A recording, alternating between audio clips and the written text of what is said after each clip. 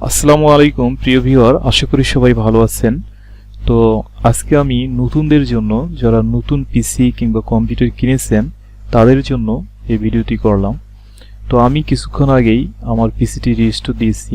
তো রিস্টোর দেওয়ার পর যখন আমি নোটবুকে গেলাম এবং কোনো কিছু লেখার চেষ্টা করলাম, আমি খেয়াল করলাম যে আমাদের যে বিজয় বায়ান্ন সফটওয়্যারটি রয়েছে, সেই বিজয় বায়ান্ন সফটওয়্যারটি উপরে দেখা যাচ্ছে না।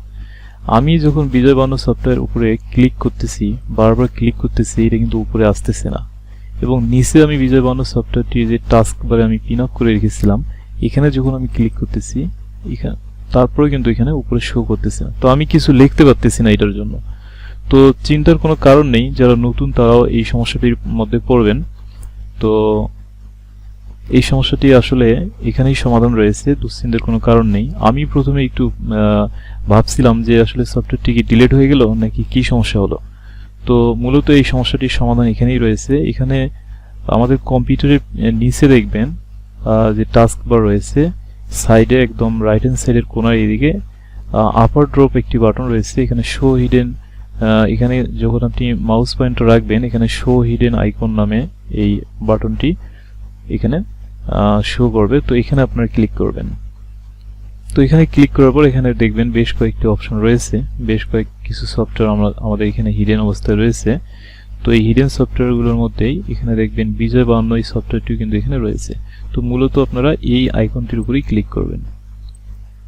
এখানে আপনার মাউসের রাইট বাটনে ক্লিক করবেন। রাইট বাটনে ক্লিক করার পর এখানে দেখেন কয়েকটি অপশন চলে আসছে। তো এখানকার এই অপশনগুলোর মধ্যে ইউনিকোড, বিজয় ক্লাসিক, ইংলিশ, এর নিচে দেখবেন শো অ্যাজ টপ বার। তো শো অ্যাজ টপ বারে মূলত ক্লিক করলেই আমাদের এই বিজয় বায়ান্ন সফটওয়্যারটি এই টপ বারে কম্পিউটারের একদম উপরে স্ক্রিনের উপরে এটা কিন্তু শো করবে। তো মূলত এখানে এই সমস্যাটার সমাধান। তো আপনারা এখানে ক্লিক করে দেবেন। আমি এখানে ক্লিক করে দিচ্ছি, দেখেন সঙ্গে সঙ্গে এটা কিন্তু উপরে দেখা যাচ্ছে।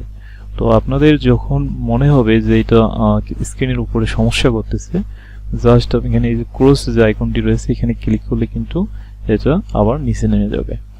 আবার যদি মনে করেন যে কোনো কারণে যদি এই যে দেখেন এখানে ডাউন বাটন একটি রয়েছে, এই বাটনে যদি ক্লিক পড়ে আপনার, কিংবা আপনি যদি মনে করেন যে আমি এখানে রাখবো না, আবার যেখানে ছিল ওইখানে, অর্থাৎ এটাকে হিডেন করে রাখবো, তাহলে এখানে যখন আপনি ক্লিক করবেন এটা কিন্তু অটোমেটিক হিডেন হয়ে যাবে।